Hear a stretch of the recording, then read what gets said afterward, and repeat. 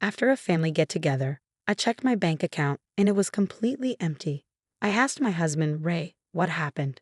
He just shrugged and said, "We all agreed you didn't need that money." I was shaking. I grabbed my phone and said, "Then you won't need this either." As the family was leaving, a loud knock came at the door. Investigators walked in.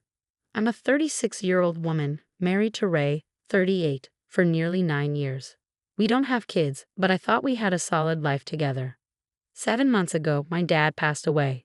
He wasn't rich, but he was smart with money. He had a life insurance policy, and since I'm his only child, he left me $215,000. He told me more than once, "This is for you, for your future."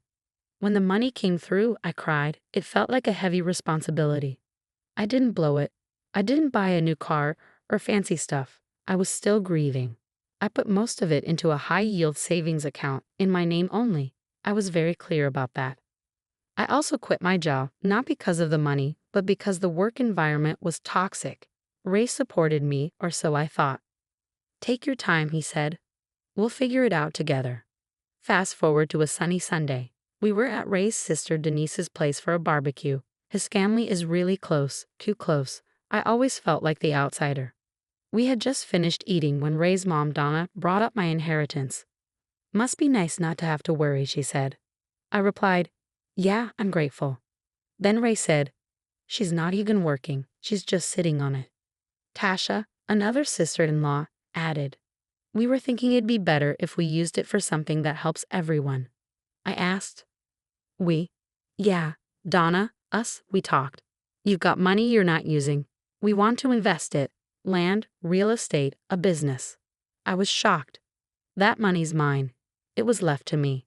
Ray leaned back and said, "You don't need it. You have no debt. We could build something bigger." I held my tongue. I didn't want to fight in front of the whole family. I said, "I'll think about it." The next day, I went to pay my dog's vet bill and saw my account balance. 36 cents. The savings. Also empty. I screamed. I called Ray. "Where is my money?" He calmly said, "I moved it. It's safer now, under both our names." I was furious. "Who told you could do that?" He said, "We all agreed you didn't really need it." He meant him, his sisters, and his mom. What Ray didn't know was that I had already started gathering proof. I'd noticed strange behavior, people whispering, things going quiet when I walked into rooms. I saved screenshots, bank notifications, and even caught him talking about accessing my account. I also had a cousin, Aaron, who works in financial crimes. I called him and he told me not to confront anyone. He'd handle it. For 3 weeks, I played it cool while collecting everything. Aaron's team tracked the money. Tasha had opened a fake company. Denise used part of it for a business. Donna tried to use it to get a loan through her church. Then the big night came. Ray showed up with Tasha and Donna. "You're being difficult. This is a family effort," he said. "You're just sitting on money that could help us all," said Tasha. Donna added, "God wouldn't want you to be selfish." I was silent. Then Ray said, "It's not like we stole it. It's all in the family." They laughed. I stood up, pulled out my phone, looked Ray in the eye and said, "Then you won't need this either." I hit send. There was a knock at the door. Ray opened it. 3 investigators stepped inside with badges. "Mr. Raymond, last name, we have questions about financial activity connected to this residence." Ray froze. Tasha backed up. Donna started to panic. One agent turned to me. "Are you my name?" I nodded. He handed me a folder. "Can you confirm these transactions weren't made by you?" Inside, everything. The fake business. The money trail. Signatures I never signed. Ray whispered, "You did this?" I said, "No, you did." The agents started digging. One went to our office. Another questioned Tasha, who was now crying. Ray tried to say they had no warrant. They did. Donna tried to justify it. She was just sitting on it. They acted like I wasn't even in the room. I grabbed a binder I'd been building, gave it to the lead agent. "You were prepared," he said. "I've been ready for weeks." Inside, Ray's messages, Donna's threats, Denise's fake withdrawals. It wasn't just theft, it was organized. Then the agents discovered something worse. Ray had opened credit lines in my name. Almost $80,000 in loans without me knowing. Tasha snapped. I told you she'd find out. Donna yelled at her. Ray tried to walk it back. It's not a big deal. We can fix this. Agent, identity theft is a felony, sir. Then Denise walked in. She hadn't been there. Someone must have called her. She came at me like a hero. You're tearing this family apart over money. I stared at her. You tore it apart when you stole it. Nobody stole anything, she scoffed. Agent. Actually, ma'am, you received $6,400 in stolen funds. That counts. She froze.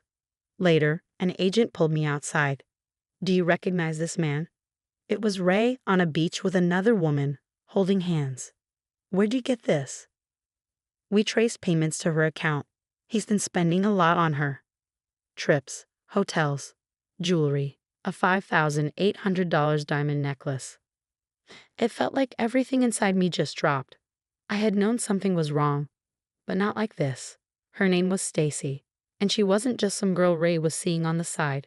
She was a co-signer on one of the secret bank accounts where my money had been moved. That meant he wasn't just cheating. He was planning a future with her, using my money. I stood in the yard staring at the street. Cars passed by like nothing was happening. Inside the house, people were still yelling. Outside, my world was spinning. One of the agents said, "We've seen this before. He was probably going to drain your money and leave you." I asked, "So what now?" He said, "Now we dig deeper." Then they started going through our shared laptop. Someone found a hidden folder. It was locked, but they cracked it open. Inside were PDF files, personal documents, not just mine. There was info about Tasha's ex-husband, Denise's old college roommate, even Donna's ex-boyfriend's tax returns. I looked at Ray. He was sitting on the floor, head in his hands, saying nothing. An agent said, "Looks like he's been doing this to more than just you." Another added, "This might be a serial fraud case." So yeah, Ray wasn't just a liar and a thief. He might have been running a full-on scam operation. The agents copied the laptop's hard drive. Then one of them pulled me aside. "There's more," he said. I laughed, not because it was funny, because I was about to break. Of course there is. Ray had a second identity, not just a fake email, an actual fake name, with a different license and everything, but the same birthday and photo. He even had a fake LinkedIn profile where he claimed to be a financial consultant from Dallas. With that fake identity, he opened business accounts, some using my stolen money. Others were used for scams.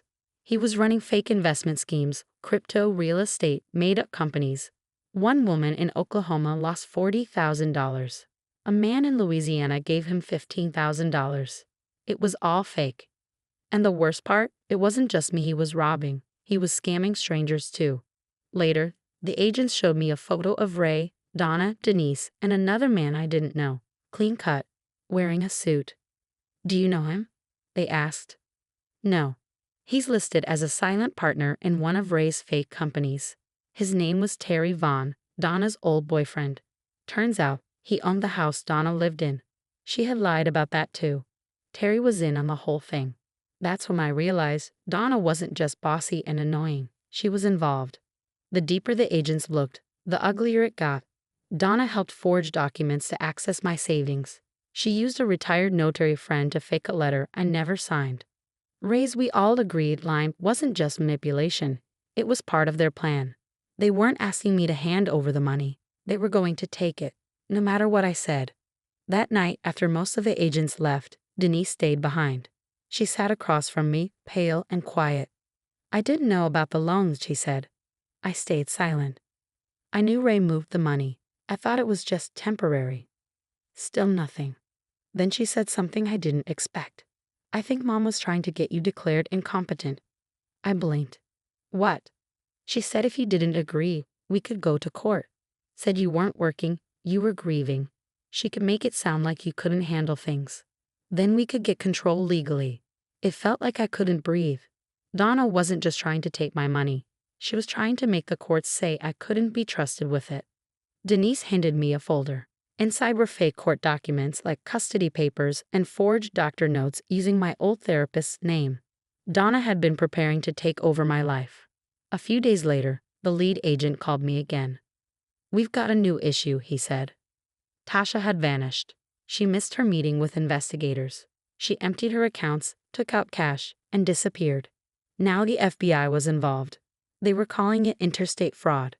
Ray acted like he didn't know where she was, but they found texts where he told her to lay low. It was all falling apart. Fast.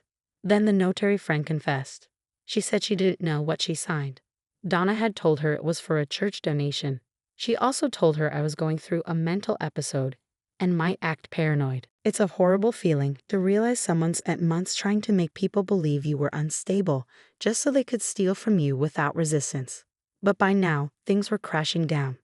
Ray was under investigation. Donna got caught forging papers. Denise handed over Donna's fake court documents, and Tasha, she was gone. I didn't expect to ever see her again. But I did. 2 weeks later, at a court hearing about the frozen accounts, I was sitting with my lawyer. Ray, Donna, and Denise were all there with their lawyers too. Then the courtroom doors opened, and there she was, Tasha, wearing sunglasses, dressed all in black like she was hiding. But she wasn't alone. Stacy was right behind her. Stacy, the woman from the beach photos, the one Ray said didn't exist. They walked in together, quiet, sat in the back. Even Ray looked shaken. The judge entered. Court began. Then Tasha stood up. "I have a statement," she said. Her lawyer handed a folder to the clerk. Then Tasha spoke, her voice shaking but steady. "I helped move the money. I knew it was wrong. But I didn't know everything. Ray told me it was family money, that she didn't want it, that we were protecting it." She looked right at me. "I didn't know he was planning to run, that he had someone else, that it was all a lie." Then she nodded towards Stacy. "She found me, told me the truth. He used her too." Everyone went quiet. Stacy stood up and spoke. "He told me his wife had died, that the money was his from insurance." I stared at Ray. He buried his face in his hands. Donna shouted, "She's lying." No one listened. Ray snapped, jumped up. "You think you're innocent? You were in on it. Mom, you told me to do it." The judge slammed the gavel. "Order." Ray pointed at Donna. "You said we'd be fine, that it was hers, but not really hers, that she was too soft to fight." Denise yelled, "You dragged me into this. I never wanted any of this." Donna screamed, "We were a family before you brought outsiders in." I stared at her. "Before I brought in the police?" I asked. "Or before I found out you tried to get me declared unstable just to take what wasn't yours?" Silence. Then the judge had everyone sit. The agent read out the full list of crimes: fraud, identity theft, forgery, conspiracy, and more. Courtroom chaos. Ray and Donna were taken out. They didn't even look at me. Denise cried. Tasha looked like she could finally breathe. Outside the courtroom, Stacy came up to me.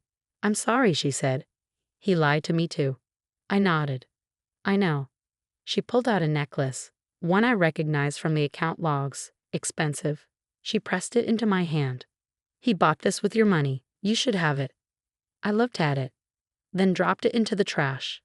Ray took a plea deal. He's in prison, but not for long enough.